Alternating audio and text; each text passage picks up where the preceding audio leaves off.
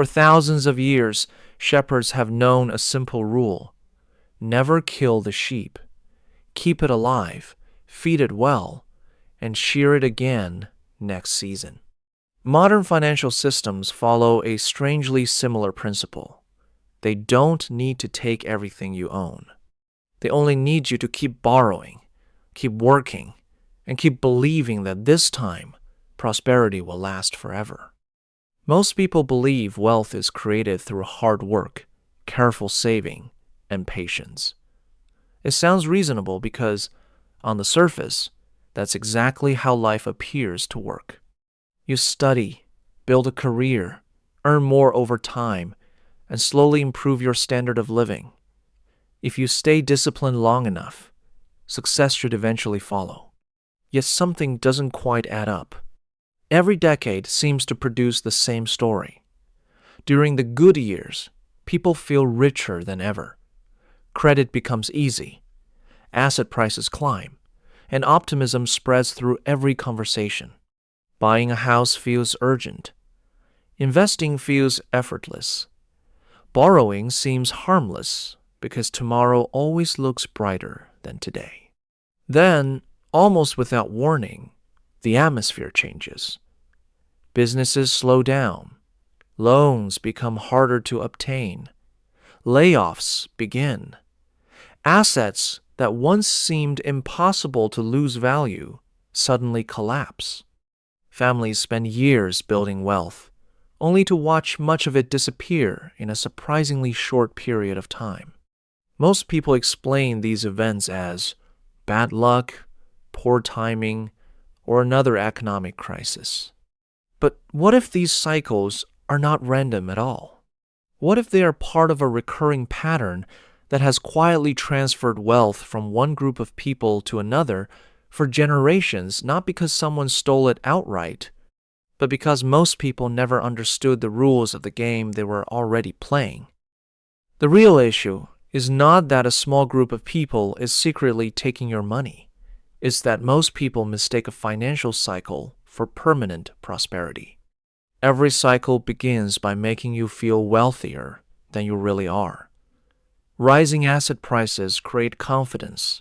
Easy credit creates opportunity. Growing incomes create optimism. Together, they convince millions of people that the future will look just like the present, only better. Then the cycle reverses. The same debt that once accelerated prosperity begins to demand repayment. The same assets that made people feel rich become the assets they are forced to sell. Wealth doesn't vanish. It simply changes hands. This is why the sheep shearing cycle is such a powerful metaphor.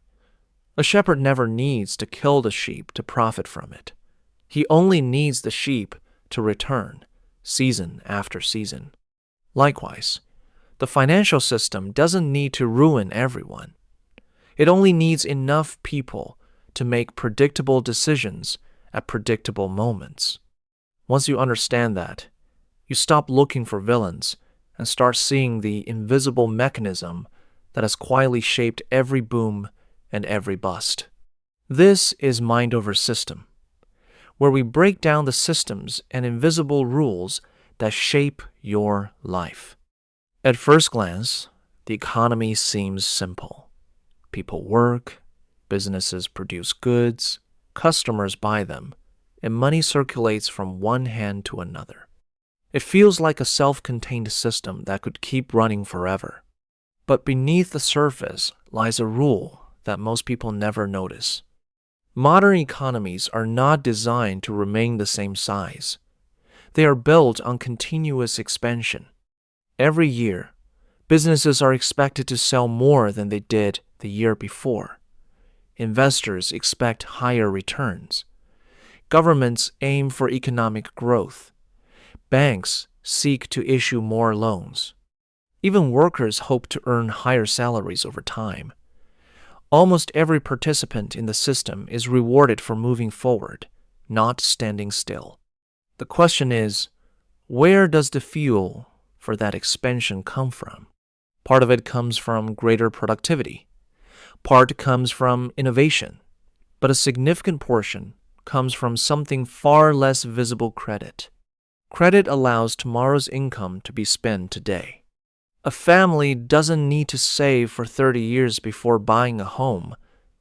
A company doesn't need decades of profits before building a new factory. A government doesn't need to collect taxes for 10 years before constructing highways or airports. Instead, each of them borrows against future income, bringing tomorrow's purchasing power into the present. For a while, this creates exactly what everyone wants. Businesses hire more workers because demand is rising. Workers earn more and spend more.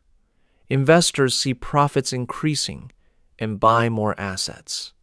Rising asset prices create more collateral, allowing even more borrowing.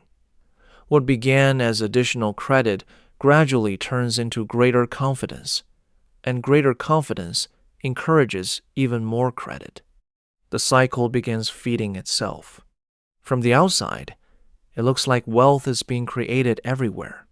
House prices rise. Stock markets climb. Companies expand. People feel richer than ever. But there is an important distinction that almost nobody talks about.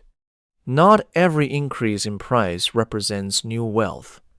Sometimes it simply represents future purchasing power being pulled into the present. The prosperity feels real because the money is real, the houses are real, the profits are real. What most people fail to notice is that the obligations are equally real. Every loan taken today is a claim on tomorrow's labor. Every dollar borrowed today quietly places part of the future under contract before that future has even arrived. This is why periods of rapid expansion often feel so comfortable. The system is rewarding borrowing, spending, and optimism all at the same time. Very few people stop to ask whether today's prosperity has already been paid for by tomorrow's work. Because when the grass is green, abundant, and growing everywhere, the sheep never wonders why the shepherd keeps feeding it. It simply believes life has never been better. Credit alone cannot create a bubble. It can provide money, but it cannot create belief. For a financial cycle to reach its peak, the system needs something far more powerful than cheap loans. It needs millions of ordinary people to reach the same conclusion at roughly the same time. The future will be better than the present.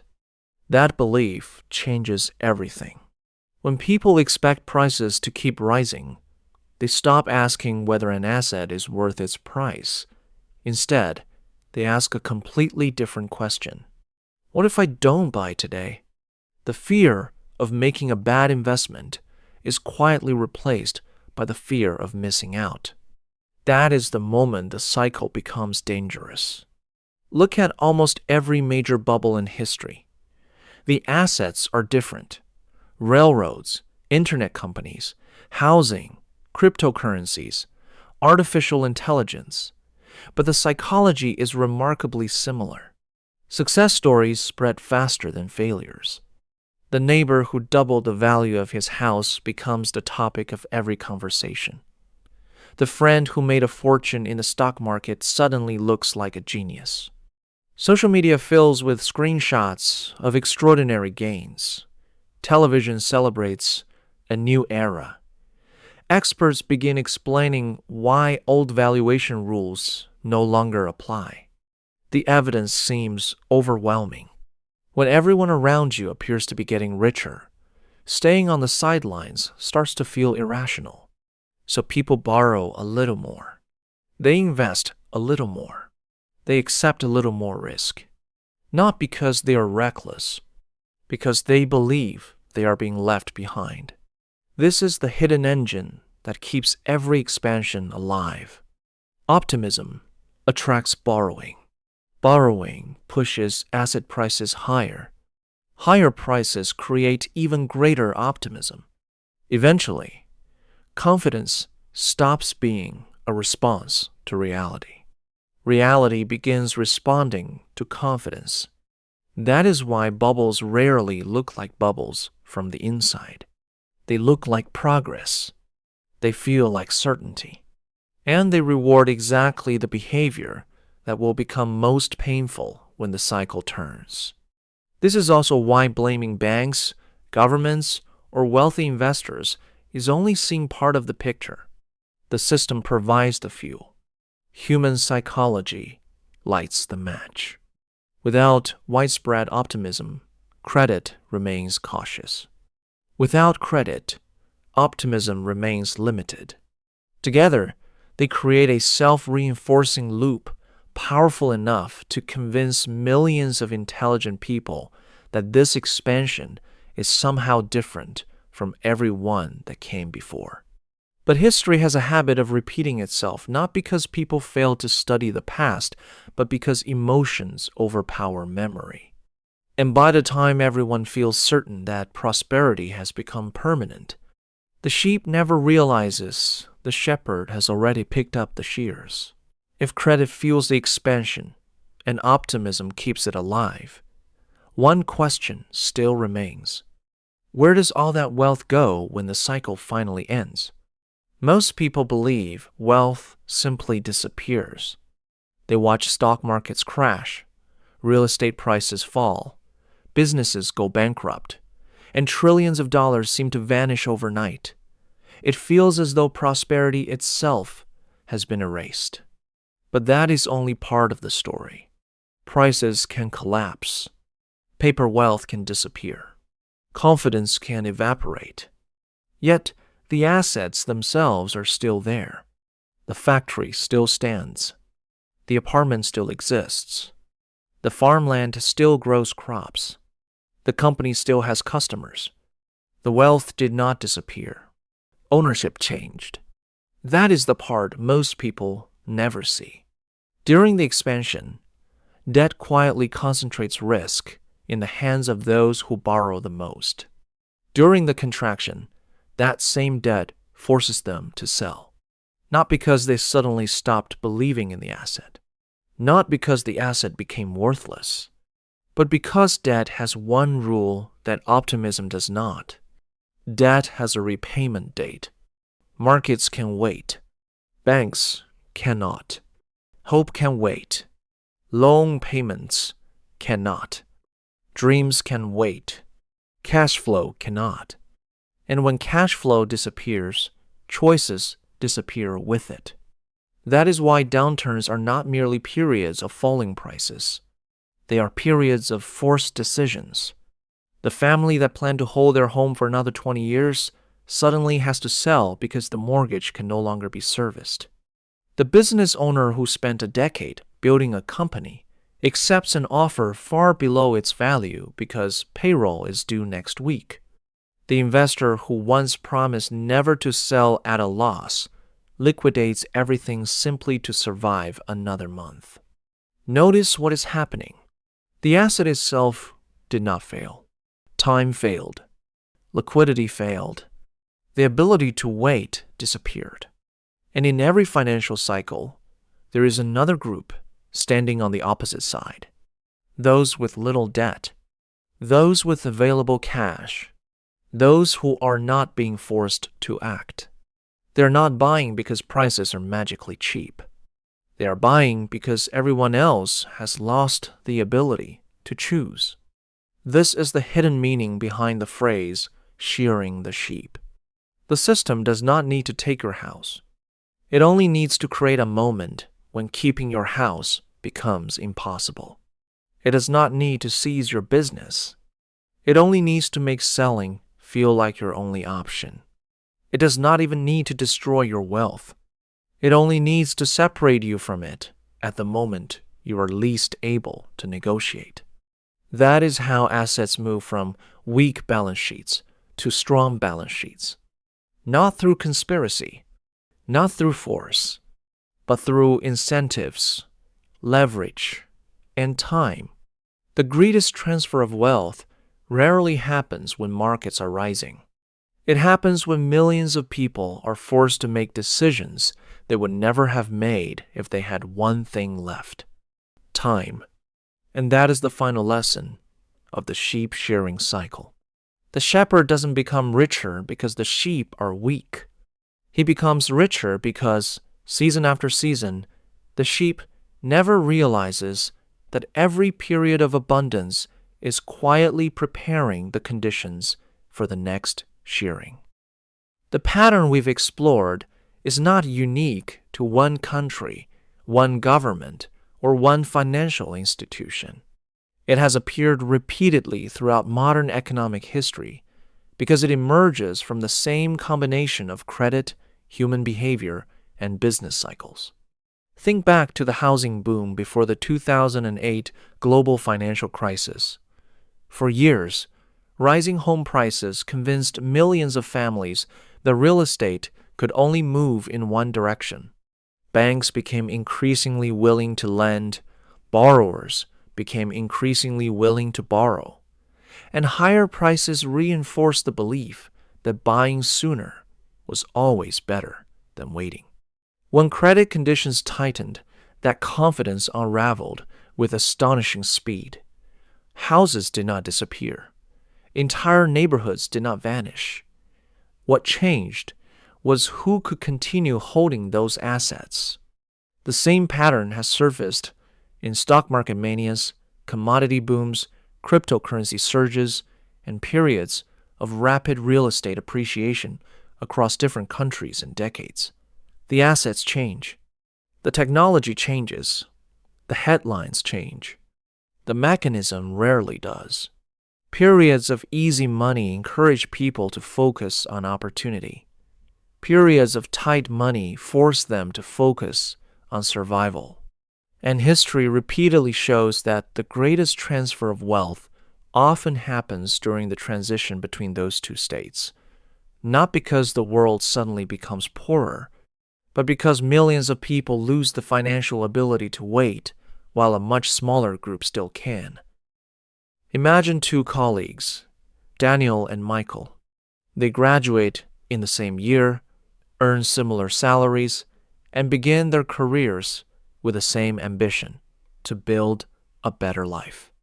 A few years into a booming economy, Daniel watches home prices climb month after month. Friends keep telling him that waiting is the biggest mistake anyone can make.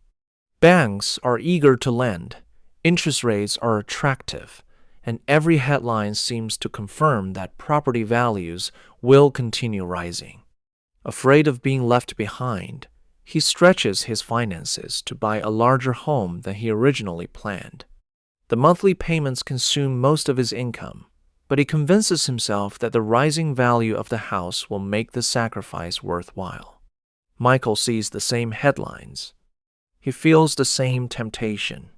But instead of asking, "How much can I borrow?" he asks a different question. If the economy stops growing tomorrow, how long can I survive? He buys a smaller home, keeps a substantial cash reserve, and resists the pressure to maximize leverage. For several years, Daniel appears to be the smarter one. His property appreciates rapidly. His net worth on paper grows far faster than Michael's.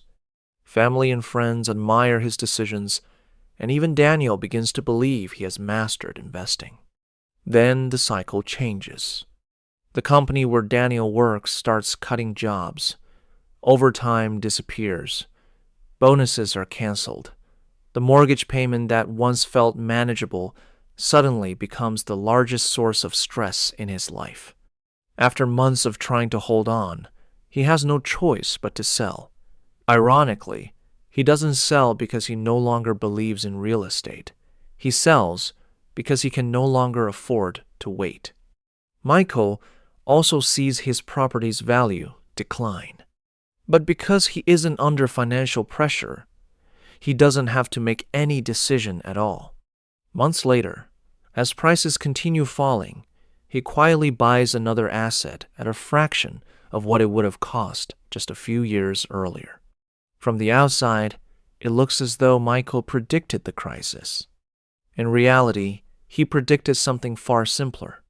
Every financial cycle eventually tests not who is the smartest, but who has enough time to let the cycle pass. Daniel and Michael are fictional. The cycle is not. Now imagine millions of people making Daniel's decision at the same time, not because they are irresponsible, not because they lack intelligence, but because they all responded to the same incentives: easy credit, rising prices, stories of effortless wealth, the fear of being left behind. That is when a financial cycle stops being a personal story and becomes a social phenomenon.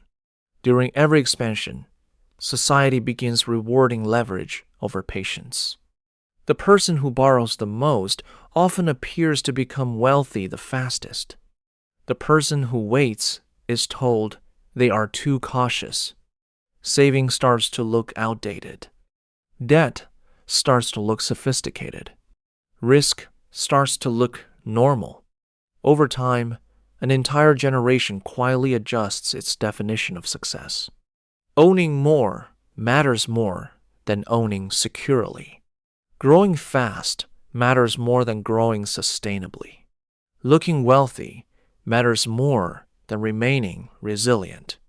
Then the cycle turns. What looked like confidence is revealed to be dependence. What looked like prosperity is revealed to be leverage. And what looked like freedom is revealed to be obligation. This is why financial crises leave scars that last long after markets recover. The greatest loss is rarely measured by stock indexes or housing prices. It is measured by postponed dreams, families delaying children because of debt, talented people staying in jobs they no longer believe in because the monthly payments cannot wait, entrepreneurs abandoning new ideas because financial obligations leave no room for failure, young people believing they have fallen behind before their lives have truly begun. A financial cycle doesn't simply redistribute money. It redistributes options. Those who retain liquidity gain the freedom to choose when others cannot. Those trapped by excessive obligations lose that freedom, one decision at a time. And perhaps this is the most overlooked consequence of the sheep shearing cycle. It doesn't just determine who owns more assets. It gradually determines who gets to shape the future and who spends their future paying for decisions made in the past. That is why the cycle continues generation after generation. Not because most people refuse to work hard, but because they mistake temporary abundance for permanent security. And by the time they realize the difference, the shearing has already begun. The greatest misunderstanding about wealth is believing that money is what separates the rich from everyone else. It isn't. The real difference is time. When the economy is expanding, almost everyone can look successful. Rising markets hide weak foundations. Easy credit hides fragile finances. Increasing asset prices make leverage look like intelligence. During those years, it becomes remarkably difficult to tell the difference between someone who is genuinely wealthy and someone who is simply benefiting from the current phase of the cycle. The distinction only becomes visible when the cycle reverses. Those who depend on favorable conditions suddenly run out of options. Those who build enough margin to endure unfavorable conditions discover that patience itself has become an asset. This is why the sheep shearing cycle is so misunderstood. Most people believe they are being tested by the market. In reality, they are being tested by their own dependence on the market, continuing exactly as it is today. Once you see that, your definition of wealth begins to change. Wealth is not measured by how much you can buy during a boom. It is measured by how much freedom you still possess when the boom is over. Understanding the sheep shearing cycle is not about predicting the next recession, timing the perfect investment, or trying to outsmart the market. No one can consistently do that. The real advantage comes from seeing the cycle before it shapes your decisions. Because once you recognize how expansion fuels optimism, how optimism fuels borrowing, and how borrowing quietly reduces future choices, you begin asking different questions. Not, how much more can I afford? But, how much freedom will I still have if the cycle changes? That single shift transforms the way you view debt, assets, risk, and even success itself. You stop chasing every boom as though it will last forever. You stop measuring wealth by appearances, and you stop confusing rising prices with lasting prosperity. The goal is not to escape the system. The goal is to understand it well enough that you no longer become its most predictable participant. Every generation believes it is witnessing a new era. Every generation believes the old rules no longer apply. And every generation eventually discovers that financial cycles never truly disappeared, they only changed their appearance. Perhaps the sheep shearing cycle has never been about banks, markets, or even money. Perhaps it has always been a test of whether you can recognize the difference between temporary abundance and lasting wealth before the next cycle begins. Because when that moment arrives, one question will matter more than any investment you own. Will you still have the freedom to choose? Or will the cycle choose for you?